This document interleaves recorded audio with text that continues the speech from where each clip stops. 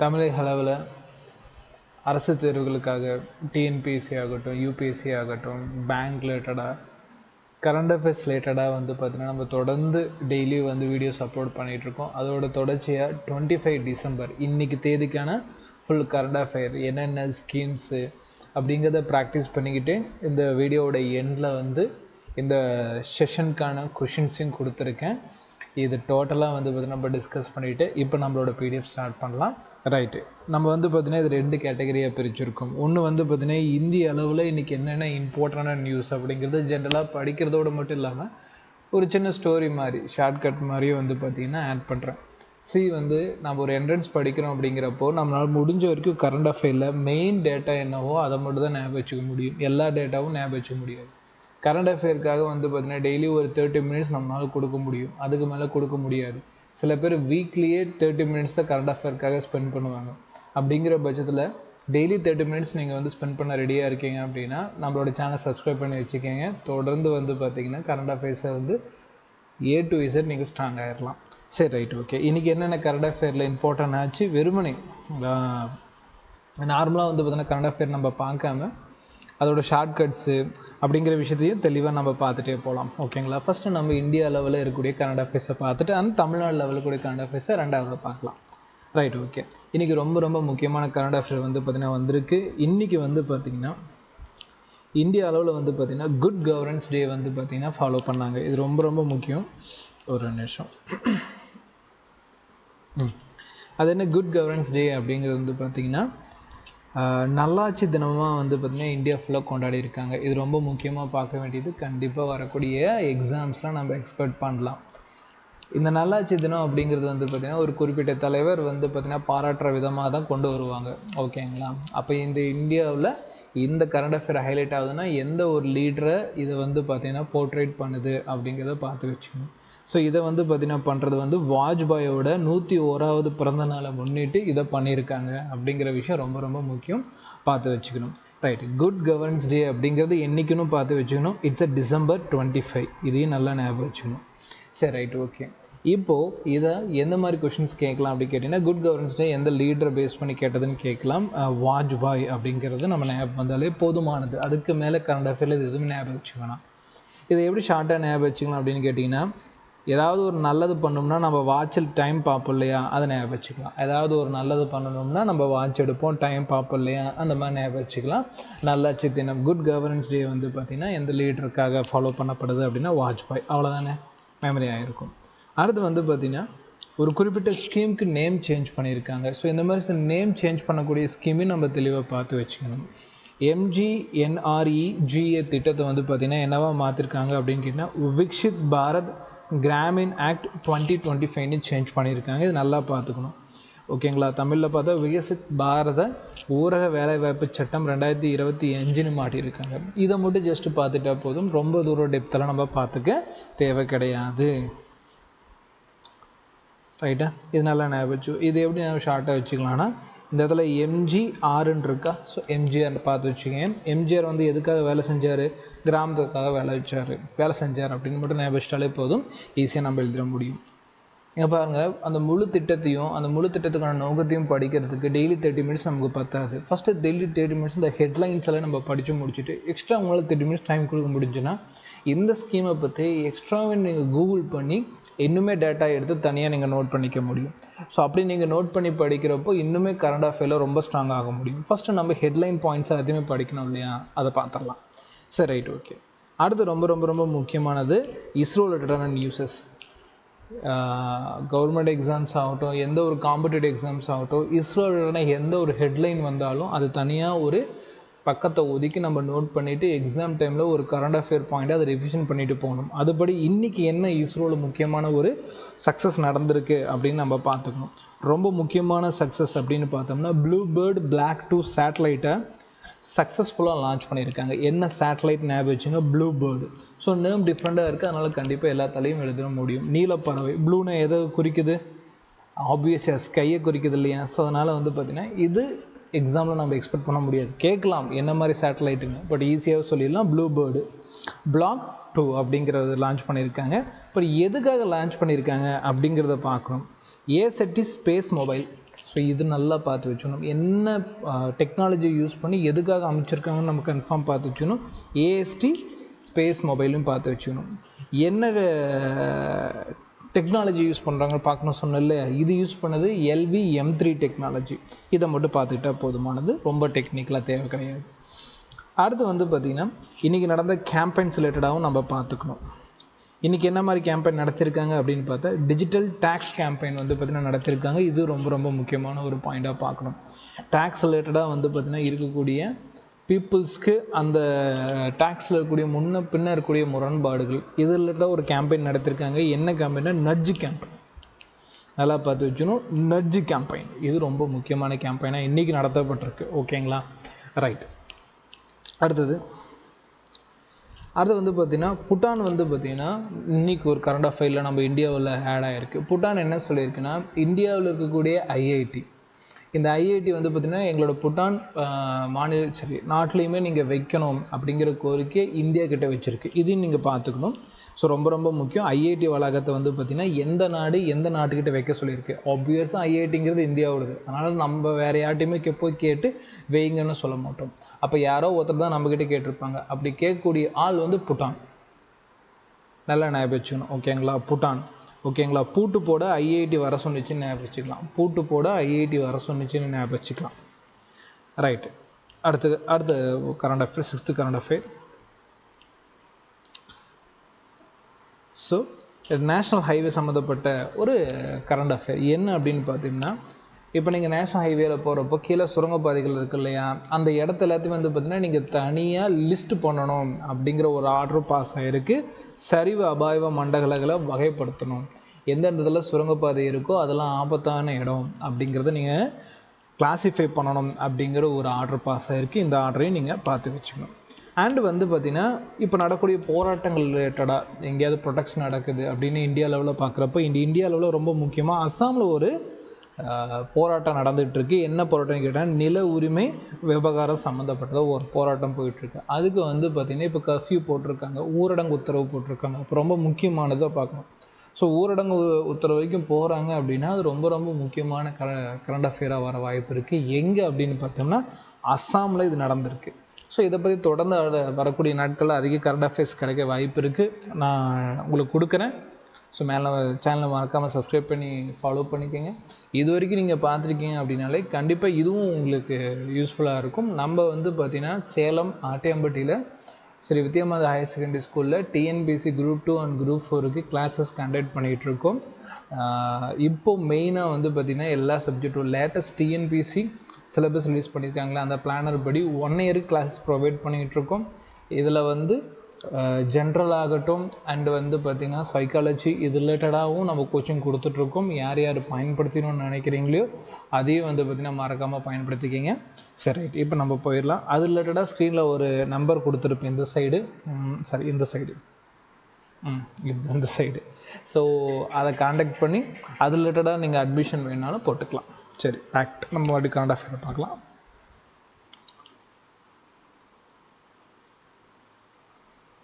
அடுத்து வந்து பார்த்திங்கன்னா ரொம்ப முக்கியமானது வந்து நிலாவில் வந்து பார்த்திங்கன்னா அணுமின் நிலையம் அமைக்கிற ஒரு திட்டம் வந்து பார்த்திங்கன்னா பல நாடுகள் மத்தியில் வந்து இப்போ வந்து பார்த்திங்கன்னா பேசப்பட்டுருக்கு. அதில் வந்து பார்த்திங்கன்னா இந்தியாக்கிட்டேயுமே வந்து ஆலோசனை நடத்தப்பட்டிருக்கு.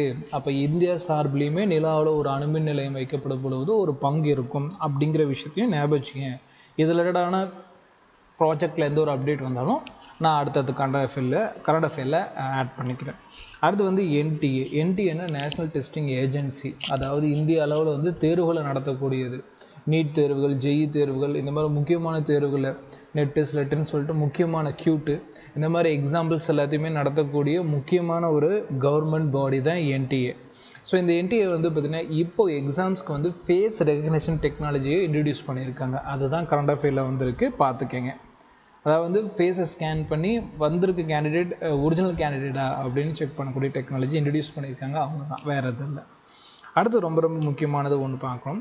இந்தியாவோட வளர்ச்சி தொடர்ந்து வந்து நாளாக வளர்ந்துக்கிட்டே இருக்கு இல்லையா, இது ஃப்யூச்சரில் எப்படி இருக்கும் அப்படிங்கிற புது டேஷ்போர்டு ஒன்று க்ரியேட் பண்ணுறதுக்கான ஸ்கீம் இன்ட்ரடியூஸ் பண்ணியிருக்காங்க.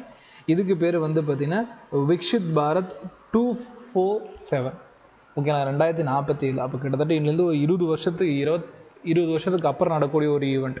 அப்போ இந்தியாவோட வளர்ச்சி எப்படி இருக்கும் அப்படிங்கிறதெல்லாம் இப்போயே வந்து மானிட்டர் பண்ணுறதுக்குன்னா ஒரு ஸ்கீம். ஸோ இது ஈஸியாக ஞாபகம் வச்சுக்க முடியும். அதனால் நம்ம அடுத்து போகலாம். அடுத்து வந்து பார்த்திங்கன்னா 2 பேங்கு நடுவக்கூடிய ஒப்பந்தம். இது ரொம்ப முக்கியமான கரண்ட் அஃபேராக பார்க்கலாம். இப்போ வந்து பார்த்திங்கன்னா கனரா பேங்க்கும் ஈக்விட்டாஸ்க்கும் நடுவில் வந்து பார்த்திங்கன்னா ஒரு ஒப்பந்தம் நடந்திருக்கு. எதுக்காக நடந்திருக்குன்னா காப்பீடு சம்மந்தப்பட்டதா, ஓகேங்களா, இன்சூரன்ஸ் ரிலேட்டடாக இருக்கக்கூடிய சில விஷயங்களுக்கு ஒப்பந்தம் நடந்திருக்கு. அது என்ன அப்படிங்கிறது டெப்த்தாக பார்க்க வேணாம். யார் கனரா, இன்னொன்று வந்து ஈக்விட்டஸ். எதுக்காக வந்து பார்த்திங்கன்னா பண்ணியிருக்காங்க அப்படின்னு பார்த்தீங்கன்னா இன்சூரன்ஸ் அப்படிங்கிறது நீங்கள் நல்லா ஞாபகம் வச்சுக்கணும். சரியா, இஐசின்னு கூட நீங்கள் ஞாபகம் வச்சுக்கலாம், இக்ஸ். ஸோ இது இக்ஸ் ஒப்பந்தம் நீங்கள் ஞாபகம் வச்சுட்டா போதுமானது. அடுத்து முக்கியமான கரண்ட் அஃபேர்ஸ். ஸோ லிட்ரேச்சர் ரிலேட்டடாக ஏதாவது நம்ம கரண்ட் அஃபேரில் கேட்கலாம் அப்படின்னு கேட்டிங்கன்னா, இன்னைக்கு December 25 ஒரு பிரபலம் வந்து இறந்துருக்காங்க. எந்த துறையில்னு பார்த்தீங்கன்னா இலக்கியத்துறையில், ஓகேவா, லிட்ரேச்சர் ஃபீல்டில் இறந்துருக்காங்க. யாருன்னு பார்த்தீங்கன்னா வினோத் குமார் சுக்லா. ஸோ இது நல்லா ஞாபகம் வச்சுக்கணும். ஸோ இது எப்படி நம்ம மெமரி பண்ணுறது அப்படின்னு கேட்டிங்கன்னா, இலக்கியமே சுக்கு சுக்கான்னு ஒருங்கிடுச்சுன்னு ஞாபகம் வச்சுக்கலாம். இறந்த இலக்கியவாதி யாருன்னு கேட்டிங்கன்னா வினோத் குமார் சுக்லா. இதையும் ஞாபகம் வச்சுக்கணும். அண்டு வந்து பார்த்திங்கன்னா இப்போ குளிர்காலம் ஆரம்பிச்சிருச்சு. ஒரு சைட்லேயுமே வந்து பார்த்திங்கன்னா அந்த குளிரோட பாதிப்புகள் அதிகமாக இருக்குது. அதுக்கேற்ற மாதிரி மருத்துவ சம்மந்தப்பட்ட விழிப்புணர்வுகள் நடத்தப்பட்ட வர நிலைமையில் நார்த் சைடில் பனி அதிகமாக பொழியும் இல்லையா. அப்போ இன்னுமே அதோட பனி பிரதேசங்களோட நிலைமை அதிகமாக இருக்கப்போ அது ஒரு ஃபெஸ்டிவலாக கன்வெர்ட் பண்ணி நடத்துகிறான் அப்படின்னு சொல்லிட்டு நார்த் சைடில் அது ஒரு கலாச்சார நிகழ்வாக மாறிக்கிட்டு இருக்கு அப்படிங்கிற ஒரு நியூஸுமே இன்றைக்கி இந்திய அளவில் ஒரு முக்கியமான ஒரு பாயிண்டாக பார்க்கப்படுது. அப்போ வட இந்திய பகுதிகளில் வந்து பார்த்திங்கன்னா இந்த பனி சம்மந்தப்பட்டதாக சில விழாவுகளை முன்னெடுத்து நடத்துகிறாங்க. எப்படியா இருந்தாலும் நம்ம சைடில் அந்தளவுக்கு நடக்க போகிறதில்ல. ஏன்னா நம்மளோட இதில் வந்து பனி அப்படிங்கிறது அதிகமாக கூடுறதுக்கான வாய்ப்புகள் இல்லை. பட் அந்த பக்கம் ஹிமாலயாவில் இருக்கிறதுனால கண்டிப்பாக பனி வந்து ரொம்ப முக்கியமான ஒரு இடத்துல இருக்கும். அதனால் கலாச்சார நிகழ்வுகளும் அங்கே அதிகமாகப்பட்டுருக்கு. அடுத்து வந்து பார்த்திங்கன்னா ரொம்ப முக்கியம், இப்போ மத்திய அரசு வந்து பார்த்திங்கன்னா பெட்ரோலியம் மற்றும் இயற்கை எரிவாயு, பெட்ரோலியம் அண்ட் நேச்சுரல் கேஸ்க்கு வந்து பார்த்திங்கன்னா புது ரூல்ஸ் அண்ட் ரெகுலேஷன் இன்ட்ரடியூஸ் பண்ணியிருக்கு. அது என்ன ரூல்ஸ் அண்ட் ரெகுலேஷன் உங்களுக்கு வேணும் அப்படி தெரிஞ்சுக்கணும்னு ஆசைப்பட்டீங்கன்னா கமெண்ட் பண்ணுங்கள், நான் டீட்டெயிலாக ஒரு வீடியோ போடுறேன். இது ஜஸ்ட் ஒரு கரண்ட் அஃபேர் வீடியோ அப்படிங்கிறப்போ என்னென்ன கேஸஸ்க்கு இல்லை என்னென்ன எனர்ஜி சோர்ஸாக்கு நியூ ரூல்ஸ் கொண்டு வந்தாங்கன்னு மட்டும் ஞாபகம் வச்சுட்டா போதுமானது. ஒன்று பெட்ரோலியம், இன்னொன்று வந்து நேச்சுரல் கேஸ், டீசல் கிடையாது. நல்லா ஞாபகம் வச்சுக்கோங்க, பெட்ரோல் அண்டு வந்து நேச்சுரல் கேஸ், டீசல் கிடையாது. ரைட். அடுத்து வந்து பார்த்திங்கன்னா ரொம்ப முக்கியமானது, இலங்கைக்கு வந்து பார்த்திங்கன்னா நிதி உதவியாக வந்து பார்த்திங்கன்னா நம்மளோட வெளியுறவுத்துறை அமைச்சர் ஜெய்சங்கர் கிட்டத்தட்ட $450 மில்லியன் வந்து பார்த்திங்கன்னா உதவியாக கொடுத்துருக்காங்க. ஸோ இது தொடர்பாக இந்தியாவுக்கும் இலங்கைக்கும் நடுவில் வந்து பார்த்திங்கன்னா பல தொடர்புகள் ஏற்பட போகுது. அது என்ன அப்படிங்கிறது ஃப்யூச்சர் வீடியோவில் நம்ம பார்க்கலாம், ஓகேங்களா. இப்போதைக்கு நீங்கள் ஞாபகம் வச்சுக்க வேண்டியது, யார் அனௌன்ஸ் பண்ணாங்க அப்படின்னு கேட்டிங்கன்னா ஜெய்சங்கர்.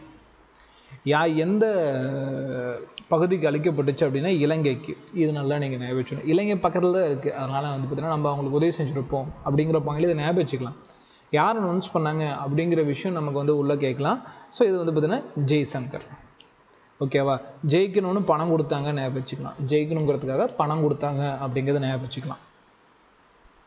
இப்போ தமிழக அளவில் இருக்கக்கூடிய முக்கியமான கரண்ட் அஃபேர்ஸ்னு பார்த்தா இன்றைக்கி ஒரு கரண்ட் அஃபேர்ஸ் முடிஞ்சிருச்சு. சரி, ரைட், ஓகே. நம்ம தமிழக அளவில் ஒரு 2-3 இம்பார்ட்டன்ஸ் மட்டும் தான் இன்றைக்கி இருக்குது, ரொம்ப அதிகமாக இல்லை. என்னென்னு பார்த்துடலாம்.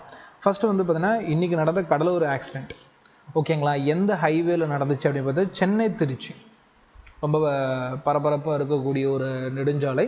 ஸோ இதில் வந்து பார்த்திங்கன்னா ஒரு ஆக்சிடெண்ட் நடந்திருக்கு, நீங்கள் நியூஸில் பார்த்துருப்பீங்க. அந்த ஆக்சிடெண்ட்டில் எத்தனை பேர் இறந்துருக்காங்கன்னா கிட்டத்தட்ட ஒரு 9 பேர் இறந்துருக்காங்க. நம்ம தமிழக முதலமைச்சர் ஸ்டாலின் அவர்கள் வந்து பார்த்திங்கன்னா ஒரு குடும்பத்துக்கும் தலா 3 லட்சம் வந்து பார்த்திங்கன்னா அனௌன்ஸ் பண்ணியிருக்காங்க. இவ்வளோ தான், சரிங்களா. வேறு எந்த ஒரு நியூஸும் பெருசாக கிடையாது. அப்போ இது சம்மந்தப்பட்ட அடுத்து வரக்கூடிய நியூஸ்கள் என்னவாக இருக்கும் அப்படிங்கன்னா, தேசிய நெடுஞ்சாலை சம்மந்தப்பட்ட ஏதாவது ஒரு டெக்னிக்கலோ ரூல்ஸ் அண்ட் ரெகுலேஷனோ இந்த தேசிய நெடுஞ்சாலை ரிலேட்டடாக ஆக்சிடென்ட் ரிலேட்டடாக ஏதாவது ஆக்ட் இருந்தாலோ நமக்கு அப்கமிங் கவர்மெண்ட் எக்ஸாம்ஸில் எக்ஸ்பெக்ட் பண்ணலாம். அவ்வளோதான், அது ஒன்றும் பெரிய விஷயம் கிடையாது.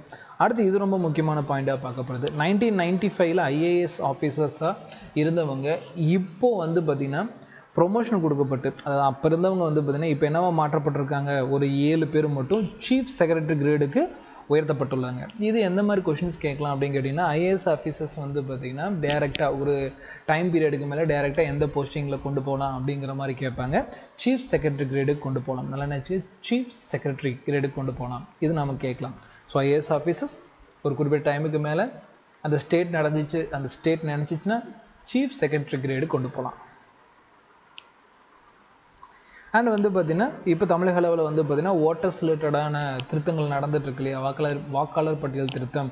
ஸோ அது 27, 28ஆம் தேதிகளில் வந்து பார்த்திங்கன்னா புது கேம்பெயின் போட்டு மறுபடியும் வந்து பார்த்திங்கன்னா இதை ஸ்டார்ட் பண்ணுவாங்க அப்படிங்கிறத சொல்லியிருக்காங்க. இது பெரிய அளவில் கேட்க போகிறது கிடையாது, அதனால் நம்ம இக்னோர் பண்ணிக்கலாம். பட் இது கேட்கலாம். விக்டோரியா ஹால், ஸோ எல்லோருமே கேள்விப்பட்டிருப்பீங்க. அது புதுப்பிக்கப்பட்டு இருக்கக்கூடிய நிகழ்ச்சி நடந்துட்டு இருக்கு இல்லையா, அது புதுப்பிக்கப்பட்டு முடிஞ்சு இப்போ நம்மளோட முதல்வர் ஸ்டாலின் அவர்கள் அதை திறந்து வச்சுருக்காங்க அப்படிங்கிறத வந்து பார்த்தீங்கன்னா தெரிஞ்சுக்கணும். இது ரொம்ப ரொம்ப முக்கியம். இந்த பேர் கேட்பாங்க, விக்டோரியா ஹால். ஸோ நேமே யூனிக்காக இருக்குது.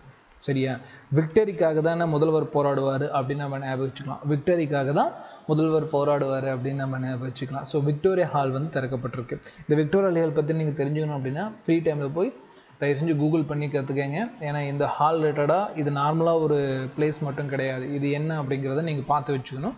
பட் இது கரண்ட் அஃபேருங்கிறதுனால ஒரு பிளேஸையும் நான் எக்ஸ்பிளைன் பண்ணல. பட் இது ஃப்ரீ டைமில் கூகுள் பண்ணி பார்த்துக்கங்க.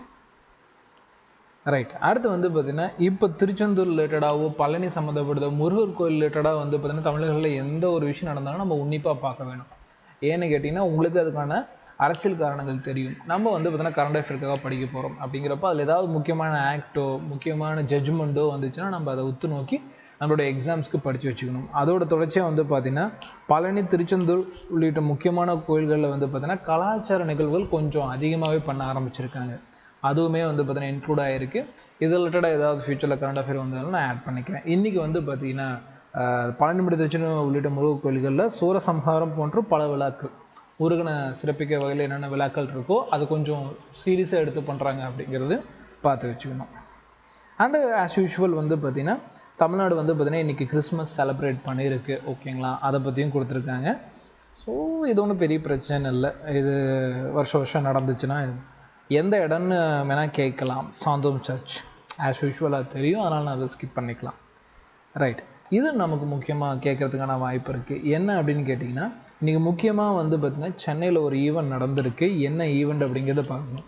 மார்கழியில் மக்கள் இசைங்கிற ஒரு ஈவெண்ட் நடந்திருக்கு. மார்கழியில் மக்கள் இசை, இதில் ஃபோல்க் ஃபெஸ்டிவலை வந்து பார்த்திங்கன்னா செலிப்ரேட் பண்ணியிருக்காங்க. நாட்டுப்புற கலாச்சாரங்கள் நல்லா ஞாபகம் வச்சுங்க. நாட்டில் மார்கழி மாதத்தில் மக்கள் இசை கேட்பாங்கன்னு ஞாபகம் வச்சுக்கோங்க.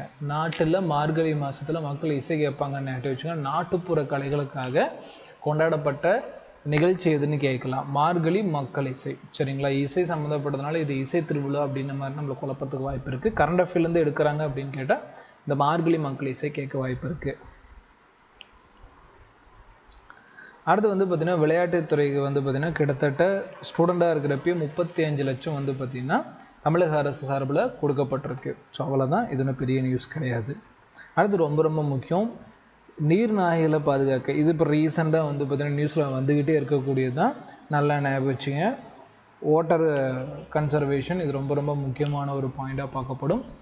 எந்த பகுதிகளில் நீர்நாய்களை பாதுகாக்க புது திட்டங்களை அனௌன்ஸ் பண்ணியிருக்கு அப்படின்னு பார்த்தீங்கன்னா டெல்டா பகுதிகள், காவிரி டெல்டா பகுதிகளில் வந்து நீர்நாய்களை பாதுகாக்க புதிய திட்டங்கள் அறிவிக்கப்பட்டுள்ளது. நீர் ஷார்ட்கட்டாக ஞாபகம் வச்சுக்கலாம். நீர் எங்கே அதிகமாக இருக்கும்? காவிரி டெல்டா பகுதிகளில். ஸோ ஷார்ட்கட்டாக ஞாபகம் வச்சுக்கிங்க. சரி, நமக்கு வந்து சில விஷயங்கள் ரொம்ப டெப்த்தாக தெரிஞ்சுக்கணும். அண்ட் சில விஷயங்கள் மேலோட்டமாக தெரிஞ்சுக்கிட்டா போதும். சிலது ஷார்ட்கட் ஞாபகம் மெமரி பண்ணிக்கிட்டா போதும். Because is a current affair. எவ்வளோ ஞாபகம் வருதோ அதில் வச்சு தான் நம்ம எக்ஸாம் எழுதிட்டு வர முடியும். எல்லாமே A to Z படிச்சுட்டு போகணும் அப்படின்னு வச்சு நம்ம மற்ற சப்ஜெக்ட்ஸ்க்கு வந்து பார்த்தீங்கன்னா பிரைமாக ஃபோக்கஸ் பண்ண முடியாது. அப்போ கரண்ட் அஃபேரில் ஷார்ட்கட் ஞாபகம் வச்சுங்க. அண்ட் அதை படிக்கிறப்ப சில க்யூரியஸ் வரும். ஓ, இதெல்லாம் இன்ட்ரெஸ்டிங்காக இருக்குது. அது இன்ட்ரெஸ்டிங் தான் உனக்கு எக்ஸாமில் ஞாபகம் வர போதுமா? ஸோ அதனால் நீங்கள் அதெல்லாம் ஒரி பண்ணிக்க வேணாம். சில விஷயத்துக்கு மேலோட்டமாக இருக்கக்கூடிய பாயிண்ட்டுகளும் ஷார்ட்கட்டுகளும் போதுமானது. ரொம்ப டெப்த்தாக தெரிஞ்சுன்னு நினச்சோம்னா இந்த 30 மினிட்ஸ் தாண்டி உங்களுக்கு அன்றைக்கி டேக்கான எல்லா டு டூ லிஸ்ட்டும் முடிஞ்சிச்சு அப்படின்னா எக்ஸ்ட்ரா நீங்கள் படிச்சுக்கலாம். பட் இப்போ நான் கொடுக்குற இந்த நியூஸே போதுமானது. கரண்ட் அஃபேர்ஸில் நீங்கள் எழுதுறதுக்கு போதுமானது. அடுத்து ரொம்ப ரொம்ப முக்கியம், இஸ்லாம் எதிர்ப்பு. ஸோ தமிழக அளவில் ஏதாவது ஒரு எதிர்ப்பு போராட்டம் நடந்தாலும் பார்த்துக்கணும். இந்திய அளவுலேயும் போராட்டங்கள் நடந்துட்டுருக்குன்னு சொன்னேன். அஸ்ஸாமில் சொன்ன நில உரிமை சம்மந்தப்பட்டதை, லேண்ட் சம்மந்தப்பட்ட போராட்டங்கள் நடந்துகிட்ருக்குன்னு சொல்கிற மாதிரி இந்திய அளவுலேயும் தமிழக அளவில் நடந்துகிட்ருக்கக்கூடியது என்ன அப்படின்னு பார்த்தோம்னா மத்திய அரசு வந்து பார்த்திங்கன்னா தமிழகத்துக்கு தேவையான தொழிலாளர் நிதியை வந்து பார்த்திங்கன்னா தரல அப்படிங்கிற எதிர்ப்பு நடந்துகிட்ருக்கு. இது ரிலேட்டடாக ஏதாவது நியூஸ் வந்தாலும் படித்து வச்சுக்கிங்க. அடுத்து வந்து பார்த்திங்கன்னா அந்தளவுக்கு முக்கியம் இல்லை, பட் இது ஒரு எக்ஸாம் சம்மந்தப்படுறதுனால கொடுக்குறோம். சிஏ எக்ஸாம் வந்து பார்த்திங்கன்னா பொங்கல் ஃபெஸ்டிவல் நியர்லி வரும். அதனால் வந்து பார்த்திங்கன்னா சிஏ எக்ஸாமை வந்து பார்த்திங்கன்னா தள்ளி வைங்க அப்படின்னு சொல்லிட்டு தயாநிதி மாறன் எம்பி வந்து பார்த்திங்கன்னா கோரிக்கை விடுத்திருக்காரு. அவ்வளோதான். ஸோ இன்றைக்கி தேதியில் இது இம்பார்ட்டன்ட் நியூஸு, அதனால் இதை ஆட் பண்ணியிருக்கேன். அடுத்து வந்து பார்த்திங்கன்னா ரொம்ப ரொம்ப முக்கியம், தூய்மை பணியாளர்கள் சம்மந்தப்பட்ட எந்த ஒரு விஷயம் வந்தாலும் கொஞ்சம் உன்னிப்பாக பார்த்து வச்சுக்கணும். அந்த விஷயத்தில் இன்றைக்கி பார்த்திங்கன்னா ஈரோடு மாநிலத்தில் வந்து தூய்மை பணியாளர்களுக்கு வந்து இலவச உணவு கொடுக்கக்கூடிய திட்டத்தை ஆரம்பிச்சிருக்காங்க. இது நல்லா பார்த்துக்கணும். ஸோ எந்த மாநகராட்சி அப்படின்னு கேட்டால் ஈரோடு. எப்படி ஞாபகம் வச்சுக்கலாம்? சாப்பாட்டில் என்ன முக்கியம்? முக்கியம். ஸோ அப்படி ஞாபகம் வச்சுக்கலாம். ஸோ சாப்பாடு, இலவச சாப்பாடு வந்து பார்த்திங்கன்னா எங்கே கொடுத்தாங்க அப்படிங்கிறத நீங்கள் நல்லா ஞாபகம் வச்சுக்கணும். Free meal for sanitation workers அப்படிங்கிற விஷயம் பார்த்துக்கணும். எந்த இடம்னு கேட்டிங்கன்னா ஈரோடு. இன்னும் 2 கரண்ட் அஃபேர் தான், அப்புறம் கொஷின்ஸ் போகலாம். அடுத்து வந்து பார்த்திங்கன்னா டிட்கோவோட புதிய தலைவராக நல்லா ஞாபகம் வச்சுக்கணும். இதெல்லாம் ஐஏஎஸ் அப்பாயின்மெண்ட்ஸ் கண்டிப்பாக நீங்கள் பார்த்து வச்சாகணும். ஓகேங்களா? ரொம்ப ரொம்ப முக்கியம். ஐஏஎஸ் ரிலேட்டடாக அந்த ஆஃபீஸர்ஸ் ஏதாவது ஒரு குறிப்பிட்ட போஸ்டிங்க்கு ஹெட்டாக போட்டாங்கன்னா அது நம்ம கன்ஃபார்ம் பார்த்துக்கணும். இப்போ டிட்கோக்கு வந்து பார்த்திங்கன்னா சத்யா வேணுகோபாலை வந்து பார்த்திங்கன்னா அனௌன்ஸ் பண்ணியிருக்காங்க சேர்பர்சனாக, தலைவராக. பட் நம்ம என்னென்னா யார் என்னென்னா தேவையில்லை, அந்த நேம் ஞாபகம் வந்தால் போதுமானது. ஓகேவா? சத்யா வேணுகோபால் யாருன்னா டிட்கோவை திருப்பி போடுங்க. இது கோ, இது டி, இது கோடி. சத்தியமாக இருந்தால் கோடி கிடைக்கும் ஞாபகம் வச்சுக்கலாம். அவ்வளோதான். சத்தியமாக இருந்தால் கோடி கிடைக்கும் ஞாபகம் வச்சுக்கலாம். டிட்கோ கோ டி, சத்தியமாக இருந்தால் கோடி கிடைக்கும் ஞாபகம் வச்சுக்கலாம். அடுத்து ஆஸ் யூஷுவல் வின்டர் வந்துடுச்சு. அது ரிலேட்டடான சில வியாதிகள், சளி, காய்ச்சல், இருமல் சம்மந்தப்பட்ட கேம்பெயின்ஸ் வந்து பார்த்திங்கன்னா தமிழகமும் இந்திய அளவில் நிறைய இடத்துல கேம்பெயின் நடத்துவாங்க. ஸோ அந்த மாதிரி கேம்பெயின் தான் இப்போ தமிழ்நாட்டில் நடந்துகிட்ருக்கு. ஸோ இதை பற்றி ஒரு சின்ன நியூஸ் கொடுத்துருக்காங்க. அவ்வளோதான். குளிர்கால சம்மந்தப்பட்டதில் இந்த மாதிரி ஒரு விழிப்புணர்வு நடத்துவாங்க அப்படின்னு தெரிஞ்சு வச்சுட்டா போதுமானது.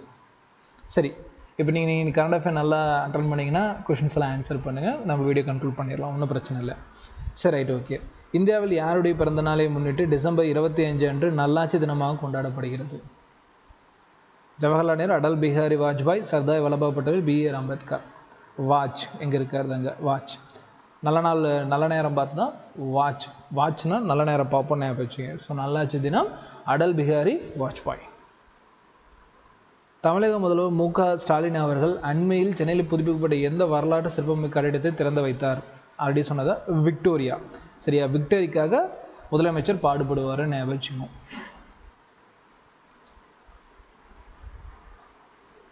அடுத்த கேள்வி பார்க்கலாம்.